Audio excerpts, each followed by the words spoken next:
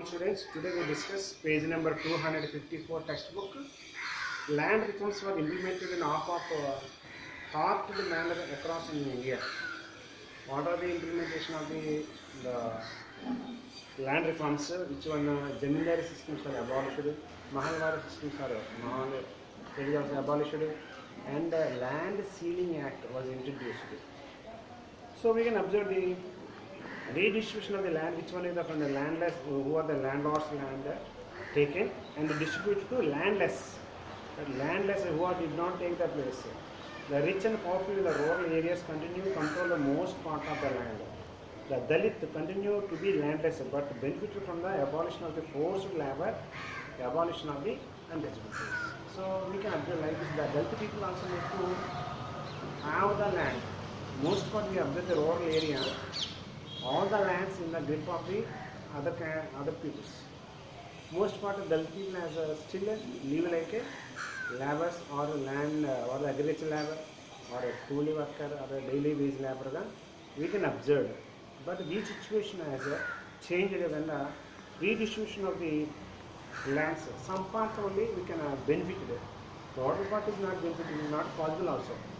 Some part people are benefited to this abolition of the Zamindari systems. The first 5-year plan programs focus on the improving of the agriculture by the building of the large dams and irrigation to produce the electricity. The first 5-year plan programs given importance on the agriculture. In the part agriculture, we observed the construction of the multi-purpose dams. What is the meaning of the multi-purpose dams? This means in the name they are the multi-purpose. Most part one side given to irrigation water, to provide the irrigation water for the crops. What are the rainy season rain? That the rain was stopped. The water must be stocked in one area. Throughout the year, the water supply for the drinking purpose. Another side irrigation. Other side, we observe the hydroelectricity generation. Hydroelectricity generated from the part it is greatest helping. So dams benefit the both agriculture and the industry sector also. Through there was a war and the increase of the agriculture production, it was still not sufficient to meet the needs of the population. So that's why agriculture sector has given the priority. The population increased such in manner, so growth rate of the agriculture product is not like that. What are major difficulties? Lack of the water provision and lack of the planners felt that the country or development was essentially to develop the industries so that more people can shift to town to work in the factories or in the service sector. Like this, the thinkers who are the country's first generation peoples, the leaders, or make them to hard work for the development of the nation. That's why they implemented so many these type of plans. So this is the benefit for the agriculturalists too. The people who are the worker, the more people working in the agriculture sector, as in landless laborers, these are shifted to towns and factories, workers, maybe in the work of the service sector, maybe some of the helping. Hence the second 5-year plan programs on the emphasis is shifted to industries. First 5-year program given importance to agriculture, second 5-year plan program given importance to the industry sectors. We would have to read about these aspects of economic development in India in the earlier phases. Now foreign policy and wars. When India became independent, the Cold War has just begun. Through the worldwide, the polarization into the two countries. Polarization means two sides. One power of US, that is the United States America. Another side of USSR, Russia camp. Only the capitalist, another is a socialist camp. Jawaharlal Nehru followed the policy not to joining either any camp. He tried to maintain the equal distance and independent position of their foreign policy. He did not to join any group.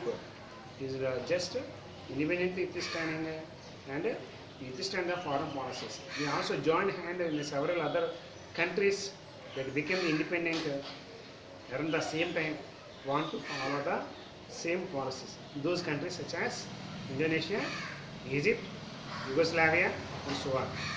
Together they are built a non-alignment, that is a norm. Non-alignment, one of the group they are created. As for the immediately neighbors from the formulated Panchashila policy from the China, non-interference each others and internal affairs.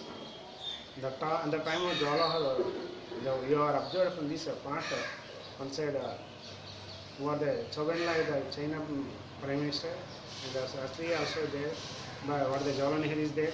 But this part, we observed, they are not followed after Panchashila Act. Nehru and the Prime Minister of India, Prime Minister of China, make to one movement, that is the agreement between the two countries, Panchashila policy or Panchashila Act. It is not obeyed by the Chinese. We observed it is in 1966.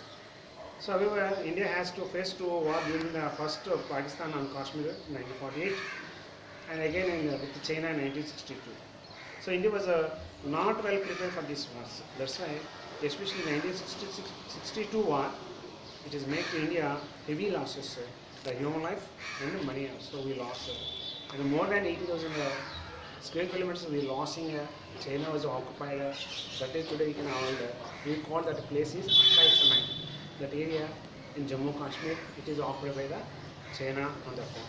So, like this, India has to, though it follow the neutral policies in the foreign affairs, though we support to China in UNO for the permanent seats, so many parts we support to China, the first generation leaders, but the China and the other side Pakistan, both two are today we observe the opposition parties, opposition countries, they are making India make more and more painful actions to given to India. That is the situation of the today.